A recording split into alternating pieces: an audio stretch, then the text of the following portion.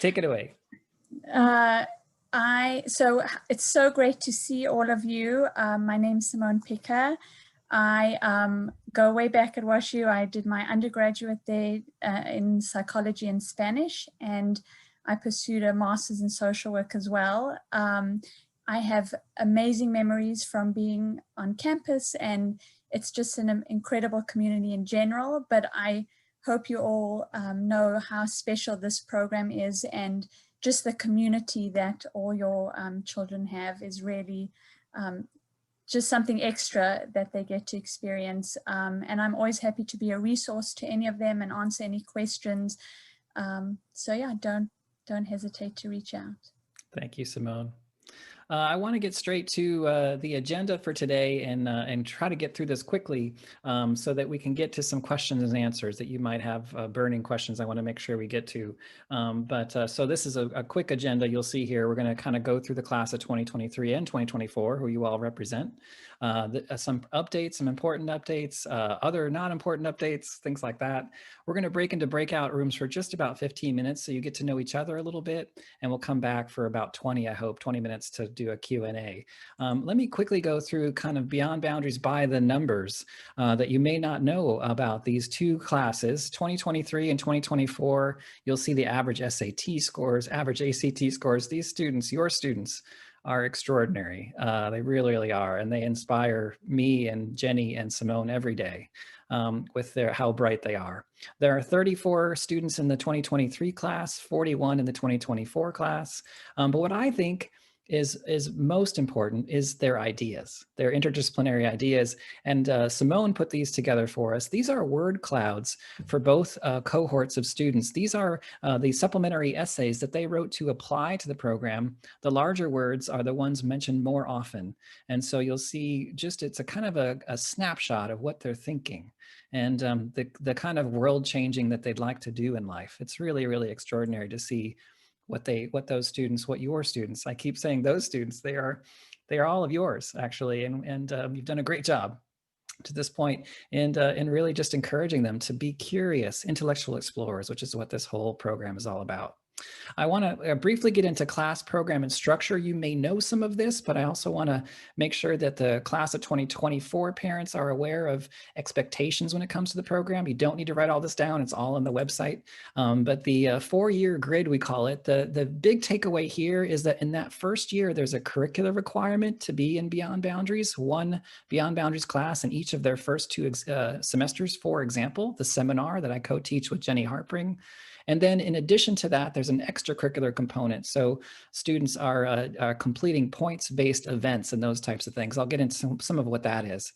But your students, 15 of them actually started at WashU before the fall. They started in this pandemic course taught by Professor Krista Milich, had honestly a world-class group of guests, including our own Chancellor Andrew Martin guested in that class.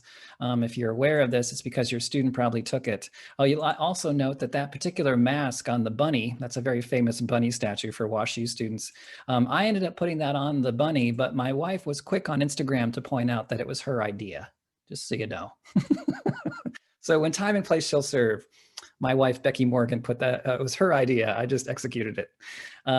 In this fall, we have the Beyond Boundaries seminar, as I said, where we have this amazing series of panels. We've already been through 3 of the 6 panels. You'll see some of your own students on these panels. Tinwola and Kyla have been on a couple of panels already, along with faculty, staff, alums, you name it. And we talk about these big topics, science and art and writer and change agent. It's really meant to kind of give students a wide sort of view of WashU and what the many, many resources that we have to offer at WashU. And 4 of your students are also TAs for the class. So Kyla and Tinwola you just heard about, but also Harrison and Cody are both, these are all second-year Beyond Boundaries students. They are serving as proud TAs in the class. There's also a college writing component that all students are required to take anyway, but also a Beyond Boundaries class. The 4 on the books right now are Earth's Future. It's about climate change. One I teach on creativity called Designing Creativity that I teach with my dear friend and colleague from architecture, Bruce Lindsay. Religious Freedom in America, and a class taught every 2 years now, Business of Elections, brand new course.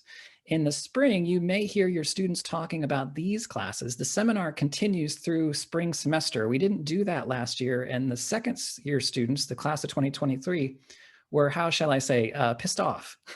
They were upset that we weren't continuing the seminar into the spring. So we've extended that course into the spring now. We think it's a really great change. The 6 classes offered this next spring are Art of Medicine, which is now a 3-person taught across 3 different schools at WashU. Gender, Youth, and Global Health, taught by 2 faculty from 2 of our graduate level professional schools.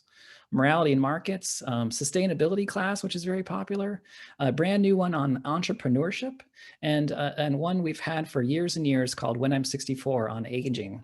Those last 2 taught by 4 and 3 different faculty across 4 and 3 different schools. So really great opportunities. Each one of your students will take one of those. And then there's an app. There's an app designed by 2 alums, actually, that kind of keeps track of all the points-based things. So if you go into the app, for example, all your students have the app on their phone. You kind of select based on different points-based opportunities. If you select, for example, speaker and exhibit, you might see an opportunity to go listen to his talk or see a talk on virtually, and then see who else is going to that. And then you can kind of connect with those students. You'll see Jamie and Kyla. Clint Eastwood, by the way, is my code name on this particular app because I can't be Clint Eastwood in real life. I might as well be one on the app. And then proof of going to those events are shown here as selfies, basically. So you'll see a lot of your own students in these pictures, selfies they get to post and prove that they attended. So that's briefly the class program and structure. Community building has been difficult during COVID, but we are trying to be as creative as we can and really engage students in creative and virtual ways. Let me show you some examples of what we've been doing. Verbella, I believe it stands for a virtual business entrepreneurship and learning app. Basically, Verbella is a virtual campus, and Beyond Boundaries has our own room on that campus, that virtual campus. We can accommodate 80 students in this room. So we had some of our orientation type events in here. You can organize students in groups and clusters. It's with a click of a button, you can change desk arrangements, which is for a faculty member like me is a dream. We've had some Halloween trivia nights in there. We've actually had a lot of fun working in there with them, having, just a brief study break really from real life. This is a way to kind of engage not only our in-person students, but our students that are studying remotely. And Jenny and I took a speedboat ride around the island. We had a great time. We kind of found the edges. Here's a little bit of video from our post trivia night. You'll see Simone is able to basically defy gravity and just jump right up into the into the air. So that's Verbella. Verbella is it's kind of a video game, but I will say my experience with it, it's about as organic of a way to connect with each other since we were able to do that in real life. So no masks, you just create your own avatar. You can put on funny Halloween hats and just engage with classmates from across the world if you wish. We also have the podcast. The podcast has been kind of my reaction, you might say, to our loss of community in March. So I started interviewing faculty and students, and current students of yours are interviewed here. It's been a treat, actually, to get to know them a little bit better, talk about what's interesting about it. When they're nervous about doing one by themselves, I say, do it in a pair. So for example, Anya and Emma did one together, and that's when I told you they argued quite a bit about bagels, but that's great. We've been able to also create subtext or subgroups, basically, of our larger Beyond Boundaries group text thread based on topics. So Jenny and I have had individual meetings with all 41 first-year Beyond Boundaries students, and in those meetings, we kind of get a sense of, oh, you're interested in education. Did you also know that so is so-and-so and so-and-so? So we kind of cluster them in a program that's meant to be interdisciplinary. We have these sort of sub buckets, you might say.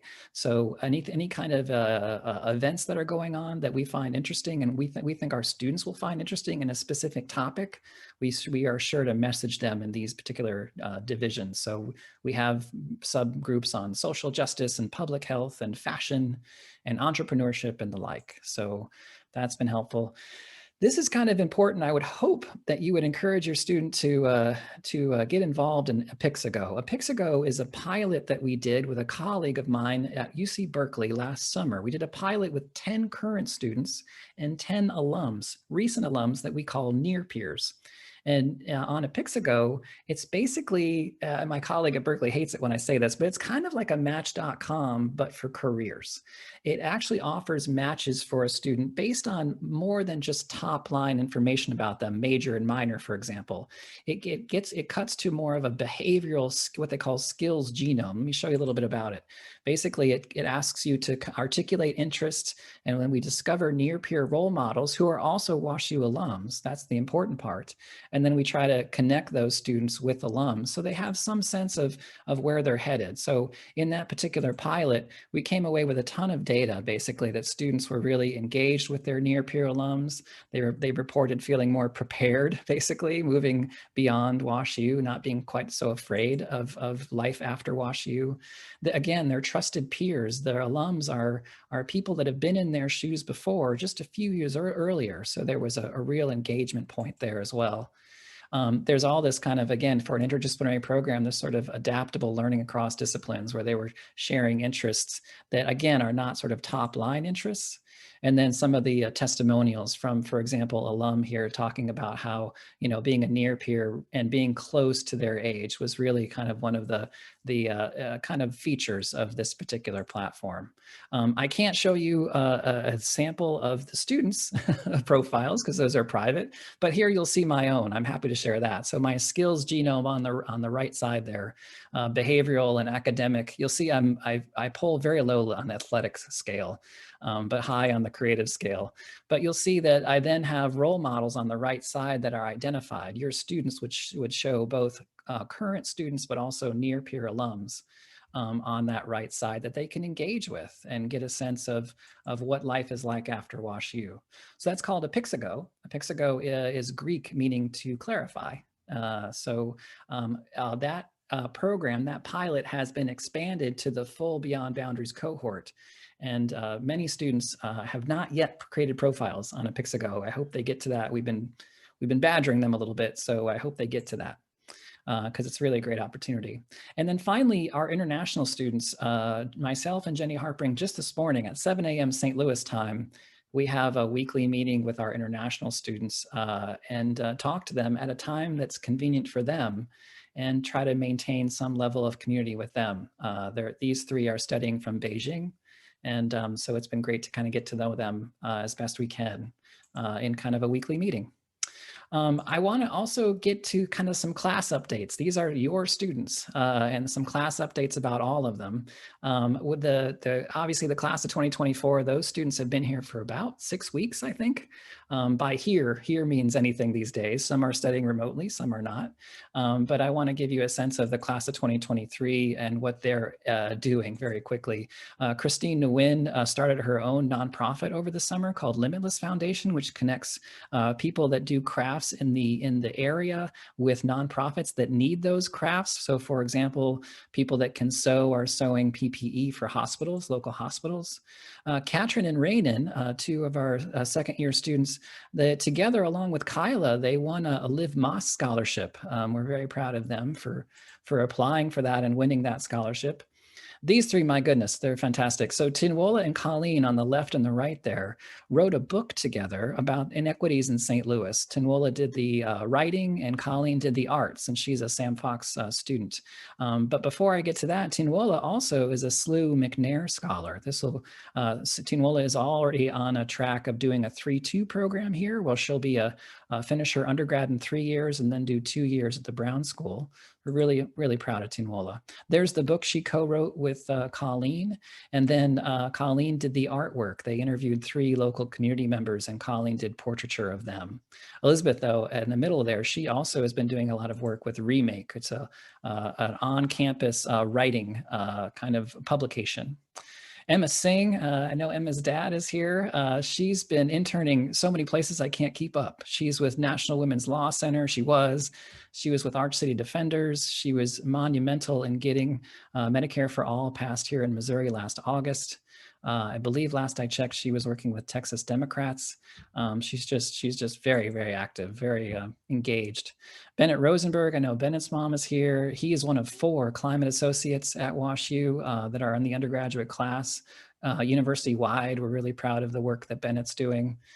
He's not even, I like to point out, not environmental engineering, but he's been super engaged with sustainability and climate change since arriving at WashU. Jamie Zhu, she's peeking up behind there. She is a semi-finalist in the McLeod first year writing contest. She's also deputy editor of an online literary magazine called Unorthodox, DOCKS, pretty fancy. Clever Name there. Kyla Kikawa, we're very proud of. She actually worked over the summer. She was working with Dr. Brian Carpenter on studying a sort of a research program on aging and neurological disease. So she's interested in combining dance and neuroscience. Great kind of combo there. Angela Chen had her own publication. She's a fantastic artist, but also a writer. And so she had her work published in Frontiers magazine. Harrison on the right there has also been very engaged with our admissions folks, and he's been representing Beyond Boundaries with admissions. He just did so last weekend, in fact. And then these 3, Ali Rosand. Ali is also a peer mentor in the arts and sciences. He and Elizabeth Joseph are both serving in that capacity. And I mentioned earlier, is also a TA in the Beyond Boundaries seminar. And Hamza's been a great student as well. We were proud to support 6 Beyond Boundaries students going to a women leadership conference that had a keynote by Jill Biden herself and Brittany Packnick Cunningham. 6 of our second year students attended that. And so we were proud to kind of support them in that effort. And then there's just too many to list. So we now have a page on our website called Beyond Boundaries Student Stories. And so you can see a lot more about what these students are doing. And they're a little shy sometimes, but the students here are, we encourage them to basically fill out an application, you might say, to be on the Student Stories page. I just popped that into the chat for you. Before I forget, the class of 2024. Obviously, we've not had an opportunity to do a group photo of them, but this is the best I can do in Photoshop. It's a group photo of the whole 41 students in that particular cohort. And as I said, my colleague Jenny Harpring and I have each had roughly half-hour conversations with each and every one of these students and gone back to their essay, actually, that they wrote to apply, which sometimes is horrifying for them. They're like, oh, no, don't read that. My big question has changed, which is fine. But it's kind of a good way to get to know them a little bit better, have a half-hour meeting with them, talk about advising, talk about classes, talk about their course load, and those types of things. So it's been a treat. I do want to point out Nicole Chen, who's from California, actually decorated her own high school graduation cap, the Beyond Boundaries flavor, which is pretty fun. So that's a lot of content in a short amount of time. I noticed that there was a question here. Oh goodness, sorry. Love the word cloud. Oh great. It's hard to read the slides. Yeah, I will make this recording available, or I can send the actual presentation to you, actually. That's not a problem at all. I'll make a point to do that. I think we've got all the questions. We have gotten all the questions? I think so. Let me okay. Just double... Great. Rob, will you say a little bit about Apixigo and its uses for just Beyond Boundary students right now? Yeah, it's we took the pilot and expanded it to all students. So there's about 66, last I checked, students on the Apixigo site who have created to various levels of completion profile on the Apixigo site. At that point, once we have a kind of a critical mass between near peers, I've reached out to a number of my former students to be on that site, who are WashU alums, obviously, and our current students. Once we have a critical mass, we're going to start hosting weekly talks, basically, or weekly Zoom chats where I can pair students up with alums and current students, or alums with each other, or current students with current students, because we also see near peer as being between second year and first year students as well. So there'll be opportunities to do that moving forward. Did that get that, I think? It's just, let's see. Yeah, how many Beyond Boundaries students are in person versus studying remotely? Last I checked, sorry. I put it on, it's 31 of the 41 are in person and the other 10 are remote. Good, yeah. Great. So what I want to do is offer you all the opportunity to just briefly give you a prompt or two or three for your breakout rooms, and then separate you into rooms of let's say 6 or so, and then come back, and happy to take more questions for myself and Jenny Harpering and Simone. So here's kind of a series of prompts for you. What did you learn in the presentation that you hope you find interesting, I hope? What insights have your students shared about the program? We don't know about those, but hopefully we can kind of highlight certain things. And what questions do you have, obviously? So with that, again, just for a few minutes, from 10 to 15 minutes, I'd like to kind of break you all up into breakout rooms.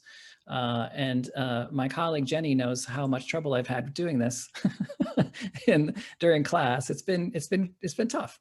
So I'm going to do 4 breakout rooms of roughly 6 to 7 participants each, and then I'll call you all back to the main room shortly. Okay.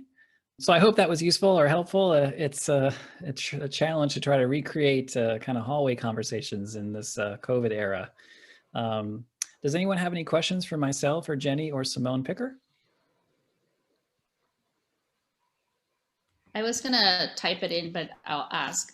Sure. So you talked about the great things all the second year students did in the summer. I'm curious as to, are there programs already thinking about the internship coming in the summer? Because usually I know the companies and things start their process pretty early in the summer. Indeed. What we are trying to do is, as much as possible, Simone can speak to this as well. She basically collates not just sort of 1-hour public lectures that are available, or should I say virtual lectures, but also internships, conferences, things like that into the Beyond Boundaries app. So as long as students get into a habit of checking that app rather frequently, they'll see all the kind of things that we know about that are available for them for the summer. I think Pixigo is not really old enough yet to accommodate this, but we also intend on adding a component to a Pixigo in the future that will match opportunities with students in addition to students with students, if that makes sense. So we're getting there with that. But I will say many of the students that I highlighted there are self-motivated and self-initiated to create these opportunities for themselves. I know Elizabeth Joseph, for example, one week she said, I've been on LinkedIn looking for internships and have found nothing. And the next week she had like 3 or 4. So it's really credit to them and their initiative to find opportunities for themselves and each other. I think that also works. Does that answer your question?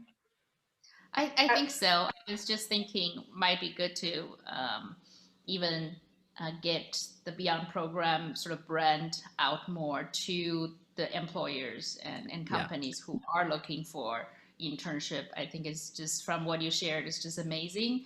And I think the individuals are good, but if we can do it even at the program level, I think that will be better. We've also recently created a LinkedIn page with Beyond Boundaries as a company. So we're hoping to kind of make connections that way. But I think, Jenny, you had some response there. Yeah, I would also just add that part of the seminar is introducing them to key faculty and staff across campus that can connect them with summer opportunities as well. And so we're building internally to campus some brand recognition for the program. And I know after we've done 2 panels, and students have been really excited to reach out and talk to some of those faculty and staff directly too. So we're starting to build those communities of practice for the students. Yeah, that's great. Indeed. Do encourage your student, if they're not on a Pixigo yet, to create a profile to do so. There's some in particular I've been badgering. I need them to do that. Hey, Rob? Yeah. In our group, we talked about building community some more within the group. Yeah. And compared to like a year ago when the class was able to connect physically, right? And I don't think there's been much, if any, in-person activities. Correct me if I'm wrong, but can you just talk about the philosophy going forward? Are you going to be bringing the kids together more often physically or not? We have mandatory caps on group meetings, 10 students fully masked in an indoor environment, and also 25 outdoors. Okay. So that's, I mean, that's challenging when we have 70 really across both cohorts. So we've not done a lot of in-person, and we've been encouraged to not do so to this point until we can get control of some of these COVID numbers. Missouri in particular is peaking lately, somewhat distressingly so. Jenny, did you have any thoughts on that as well?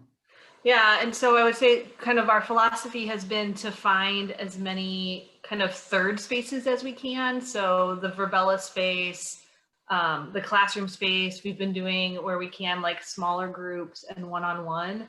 But it's something that is it's hard to replicate. It's hard to replicate having dinner together, or the kind of informal conversation that happens when you're walking across campus with someone. I've been really impressed in my one-on-ones with students, how they've been able to make connections despite kind of the obstacles. And I think as soon as we are able to kind of loosen up, we will be putting together some of those in-person gatherings as soon as we can. Yeah. I have a couple of comments in the chat. I think are very good ideas to connect all of you all in some sort of digital way so that there can be a sharing of ideas. So I will work with Simone and Jenny on creating something like that. I think that's a fantastic idea. I think Lisa, you have, sorry. Is there a way we can connect them with their bucket interest groups, so it's a smaller group at least, because that's what they're missing from being in the same dorm with each other. So that might be a way of doing it in a smaller group situation instead of everybody from Beyond Boundaries together. Understood. You mean parents in smaller groups as well? No, I meant in the subgroup that you had talked about. Yeah, they currently are in subgroups. I meant in person though. Right. In person, that becomes more challenging. We are even small numbers. Small enough numbers, certainly, and I'm not saying that they don't already get together in person. For example, the 3 students that met for lunch in China met in person. So yeah, with our group, we talked. Most of us had said that our freshmen were not connected very strongly with Beyond Boundaries beyond, the virtual stuff. So we were just trying to be creative and think of ways to have that happen in a safe way. In an in-person way. That's where we have to follow local codes here when it comes to COVID. So we're doing our best. I can assure you absolutely. that. Yeah. So yeah, Lisa? And I'm sure it's so hard. And by the way, I think Max is enjoying a creativity class. And so it sounds like it's a little bit of all or nothing. Like you're not doing any in person, but what are the numbers? Like you could have 10 indoors, you could have 25 outdoors. Are you not doing any of that? And why are you not, if that's what's allowed? We're trying to create as big as best we can. I will say a number, as Simone has pointed out, a number of our students are studying remotely. So the Verbella space is one that does not already separate students into buckets of remote and in-person. That doesn't mean that we shouldn't do in-person, but we have to do so in a safe manner. At the moment, we have to follow WashU's guidelines, 25 people max, outdoors, socially distanced, masked, and 6 feet apart. Can be challenging, obviously, and 10 people indoors, fully masked and also socially distanced. So a class like the one Max is in, for example, is impossible to do in any other way except for virtual at the moment, because there's not a room on campus that can accommodate more than 50 people socially distanced. So we'd love to make it as inclusive as we can, as opposed to breaking up students into smaller subgroups. That's difficult, but it's noted. We certainly can talk about opportunities to get people physically together. But as Jenny pointed out, I think they've been remarkably creative in finding ways to connect in a virtual way. Rob? Yes. I could just ask, maybe misinformed, but I was under the impression that the Beyond Boundaries courses, which seem amazing, are only limited to freshmen. Correct. Why would the students not have an opportunity to take some of these courses sophomore year? I know our daughter has expressed an interest in multiple courses, and she's obviously taking one this semester and one next semester. Right. But I think there are more than 2 courses that she has an interest in. And, you know, I think she would love an opportunity to take one of them sophomore year. Why is that not an option? It's not an option from the moment these classes were designed. Long before this program existed, we sort of used those classes as a raw material of sorts for the program itself. And they have always been conceived of as being a first year way of, as I use my hands a lot, a first year way of kind of getting a sense of the WashU landscape. And for that reason, they've always been purely first year courses by design. It doesn't mean, however, we've had students, I've had students approach me who like design and creativity, but can't take it, then they apply to be a TA. So in Maya's case, she could, in theory, take a class as a teaching assistant in her second year. That's one option. There's a bit of an echo, so I need to mute some folks. Others? I'm getting some private messages. I can't read these quickly enough, but did I just mute myself as well? No, I didn't. Okay. Any other questions that we might be able to help you with? We really are delighted to have your students in the program and doing our best to keep them connected. Rob said Ken had so you know, he said he really enjoys the parents connecting. Mm-hmm. If there's another opportunity to do that, I think who would enjoy that. So yeah, let's figure out some ways to do that. Even it could be a maybe once a month Zoom call like this one. If those that would like to attend, that'd be lovely. Yeah, we got some thumbs up there. Can you expand a little bit more on the advising aspect of things? I know because our daughter is in Beyond Boundaries, she does not actually have like an advisor in the school. Oh, she most definitely does. Yes. Oh, okay. So every Beyond Boundaries student essentially has 2 advisors, with Jenny included 3 advisors. So there's 2 advisors on the Beyond Boundary side, and then one in their intended division. They get one full year to decide on which division, but their intended division, the one they applied to on their Common App, they are assigned advisor from that division as well. So for example, all of the parents here who have students in arts and sciences, their advisor is Dean Killen, Dirk Killen, who's fantastic. So we can actually tell you not just 4 divisions, but 4 actual names of people in each division that help us advise your students.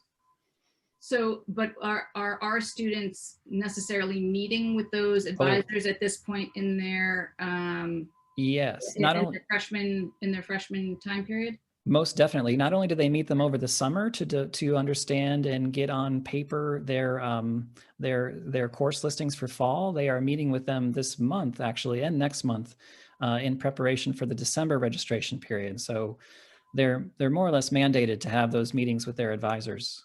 Okay. Yeah. Thanks. Good question. Yes. I was hoping to thank everyone on faculty and also the parents. This is really a challenging year, and we all had to take a leap of faith to send our kids, and schools have had to run triple speed. So just thank you so much for being such good surrogate parents to our kids, and really appreciate it. And I know it's pretty fatiguing, but thanks for staying so positive. Really, thank you. Thank you very much. We do our best. I'm a father as well. My daughter is a senior at WashU, and so I know what it's like actually to be in your shoes. So I have to jump off and run to another information session, but I just wanted to say, so good to see all of you. I look forward to many more contact points over the next year, and seeing you at commencement in 4 years or 3 years, depending on what year your student is. So take good care and have a good weekend, everyone. Yes. Bye. Thanks, everyone.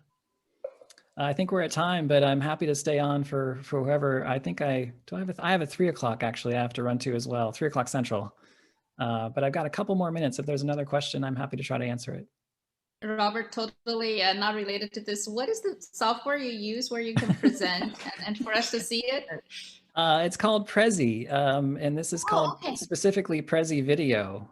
So I can bounce between different content that way. And for me, it's been a great way to engage with students as best I can through this camera, and those of your students in my design and creativity class, they know this software pretty well. And there's no screen sharing, there's no clunky, anything like that. I just have content next to my face, sometimes over my face, as you saw. That is very cool. Thank you for sharing. Of course. Yeah, and Rob, one more thing on just I understand you're trying to make it equal, which I really appreciate, between the kids who are virtual versus on campus. But, those of us who have made the leap of faith to have our kids go to campus. Yes. I know you're creative and think outside the box. There has got to be a way, if there are rules in terms of how many people you can have. I know you have built those big tents on campus. I just would really implore you to think outside the box. Because if next semester, if there's, no in-person, there's, not as much reason for my student to be on campus. I mean, he could be in Timbuktu, if everything is across the board. So I know it's a lot, and who that parent that said thank you. I mean, it's incredible. I just would really hope that you continue to use your incredible creative mind to think outside the box. And Certainly. If those are the rules, yeah, that's a lot of people to make. To have 25 people or to have 10 people inside. That seems like it's doable. Unless Washi was saying to you, no, you can't do that. Understood. So, my honestly, my dilemma is how to make that inclusive as well as without being exclusive. And right. How do I choose the 25 out of the 70 is where I kind of land all the time. So that's challenging, but I take your note, I promise. I was just saying that we took a leap of faith to be able for Josh to come there. He actually had to talk us into it, and he wanted to be in the environment there, and he knew that he was going to be faced with some isolation. We had a long talk about that and some things that he could do and on a very smaller scale. But this pandemic is very scary and the numbers are rising. And so we are not, as parents and as a family, advocating for there to be large groups. And I think that if we can all just be just a little patient, that in due time that they will be able to get in larger groups. But on another note, he also told me that he was able to go to, sit outside or something with a couple of people, 2 or 3, and social distance. But larger groups, I'm not advocating that and not in support of that, and our family is not. Understood. Thank you. Yeah. Everyone, I'm sorry I have to go, but my email address is rmorgan@Woostel. We call it Woostel for short, woostel.edu. Please feel free to reach out to me anytime you wish. I'm happy to try to answer questions you might have, and particularly given this uncertain time, happy to try to do that for you. But it's been a treat. Been a treat to meet you all. Thank you. Thank you. All right. Thanks, Okay, Rob. it's nice meeting everybody. you. Hopefully Bye. we'll see each other next semester or something. Yeah. Looking forward to it. Yeah. Thank you, everyone. Okay. Bye. Bye. Thank you. Again, everyone. Bye-bye. Bye. Thank you. Bye. Thank you.